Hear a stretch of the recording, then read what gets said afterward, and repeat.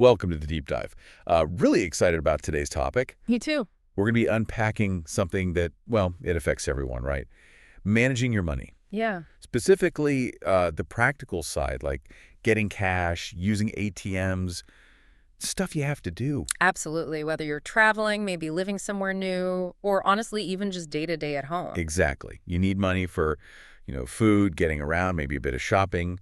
And if you don't know the right words, simple things can suddenly feel pretty stressful. They really can. So, our mission today, give you a shortcut.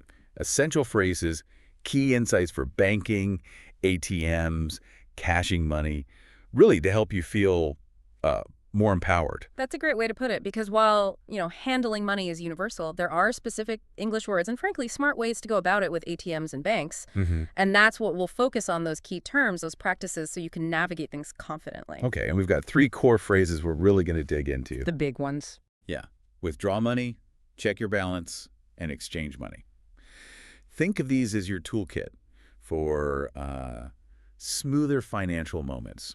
Ready to jump in? Let's do it. All right, so let's imagine a common situation. You need actual cash, physical money. Right.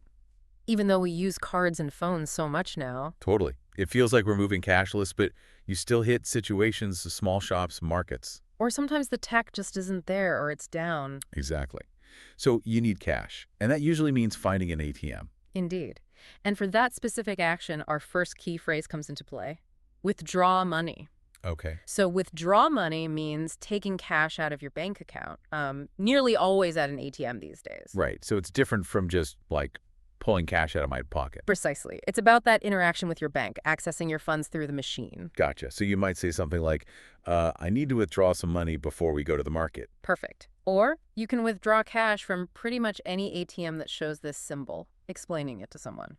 Okay. But here's where it gets interesting, right? The deep dive part. It's not always straightforward, especially when you're traveling. That's a really crucial point. Fees. Let's talk fees. Yes. When you withdraw money internationally, you can get hit twice. Sometimes your own bank charges you for using an ATM that's not theirs. Right, an out-of-network fee. Exactly. And then the bank that owns the ATM might charge you a fee too. So, double trouble. Potentially, yeah. So often it's actually smarter, to withdraw a larger amount in one go. Instead of lots of small withdrawals. Right, because those fees are often per transaction. Minimize the hits. That makes sense. And, okay, what about that screen that pops up sometimes at ATMs abroad? Yeah. The one asking about currency, dynamic currency conversion, DCC. Yes, the infamous DCC. Okay, so you go to withdraw money in, say, Spain. The ATM asks, do you want to be charged in euros or your home currency, like dollars? Yeah, I've seen that. What's the smart move? The key insight here, always choose the local currency. In this case, euros. Always. What? Because if you choose your home currency, the ATM provider, not your bank, sets the exchange rate. And, well, let's just say it's almost never in your favor. So they give you a worse rate. Much worse, usually. It's a way they make extra money. A bit of a trap, really. Wow. Okay, that's a fantastic tip. Just knowing to hit local currency when you withdraw money could save you quite a bit. It absolutely can. All right, moving on. Life isn't just about getting cash out. Sometimes before you spend anything, you need to know, well, how much you have. Exactly.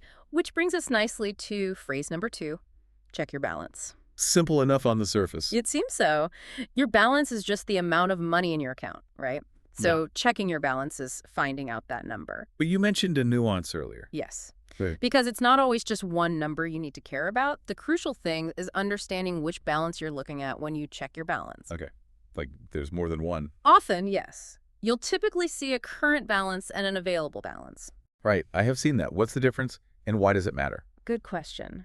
So your current balance might look like the total money in there right now, but it often includes transactions that are still pending, things that haven't fully cleared yet. Like a recent card payment that hasn't gone through completely. Exactly. Or maybe a hold for a hotel deposit. Your available balance, though, that's the key one. That's the money you can actually spend or withdraw right now. I see. So if I just check my balance and look at the current one, I might think I have more ready cash than I actually do. Precisely. And that's how people accidentally overdraw their accounts. Understanding the available balance helps prevent that. So being specific is smarter, like saying, hang on, I need to check my available balance before I buy this. That's exactly the savvy way to think about it. It leads to more informed spending. Makes sense. Okay, let's hit our third key phrase. This one's huge for anyone crossing borders or dealing internationally. Exchange money. Yes. This is all about converting currency. Changing, say, US dollars into euros or pounds into yen. So you'd say something like, I need to exchange some dollars for euros.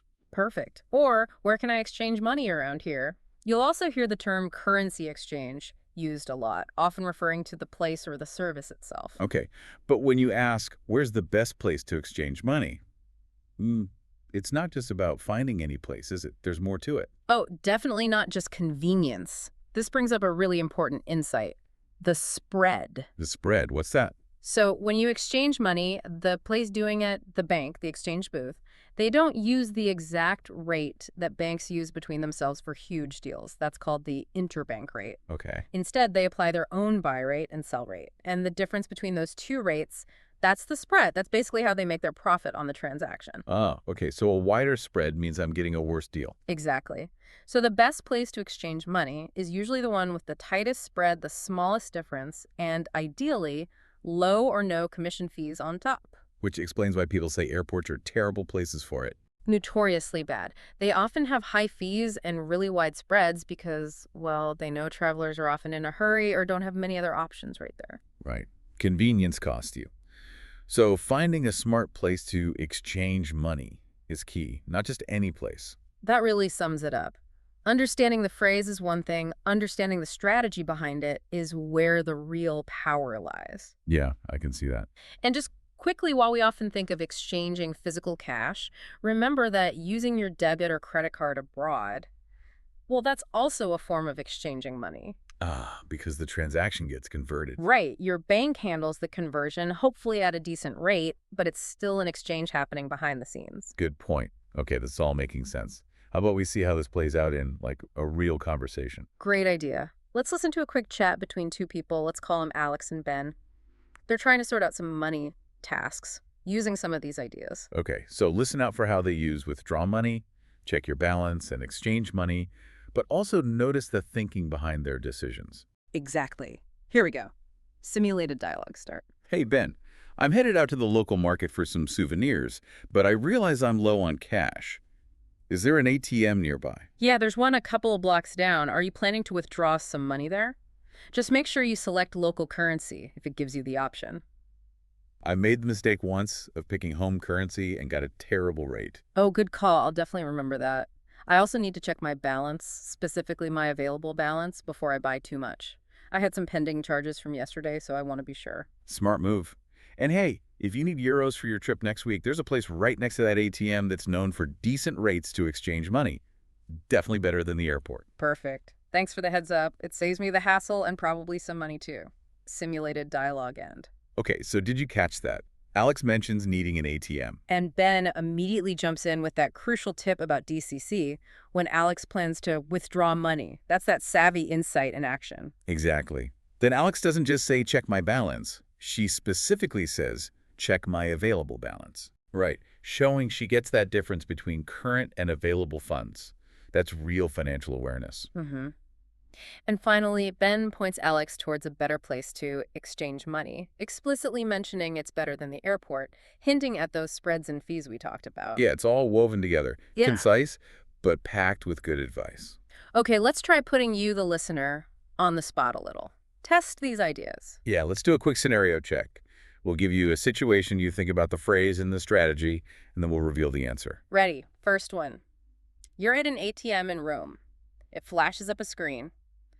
Charge in euros or US dollars. You need to withdraw money. What do you choose? Pause.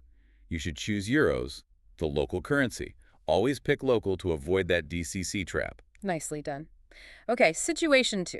You want to buy something fairly expensive online. You used your card a bit yesterday. Things might still be pending. You need to check your balance. Which specific balance are you looking for? Pause. You need to check your available balance. That's the money truly ready to go. Excellent. Final one. Trip to Japan coming up. You need yen. A friend says, whatever you do, don't use the exchange booths at the airport. When you go to exchange money, what costly things are they helping you avoid? Pause. They're helping you avoid those high airport fees and, crucially, those wide spreads on the exchange rate, Oh, looking for a better deal elsewhere. fantastic. You're getting it. So wrapping this up, what's the big takeaway here? It really goes beyond just memorizing words, doesn't it? Absolutely. It's about understanding these three phrases: withdraw money, check your balance, exchange money, Right. but also knowing the context, the potential pitfalls, the smart moves. Exactly. And the more you actually use these phrases and think about the strategy behind them, the more natural it feels. Right. And that builds confidence, real confidence for handling these everyday practical situations. So we really encourage you, practice these. Think about them this week. Maybe next time you walk past an ATM, even if you don't need cash, mentally rehearse, okay, if I needed to withdraw money here, I'd choose local currency. Or if you're checking your account online, consciously look for the available balance. Yeah. And maybe think about planning a hypothetical trip. Okay, I'd need to exchange money. Where would be a smart place to do that, thinking about spreads? The more you say it, the more natural it becomes. Definitely. And here's something to maybe chew on after we finish. Thinking about those insights, especially comparing rates, watching out for fees, understanding available balance, how might knowing this change how you approach your next money task? Even if it's just buying groceries down the street or planning something bigger across the globe, how can you be just a little bit more savvy? Good question to ponder. Keep exploring, keep asking questions, and we'll catch you on the next deep dive.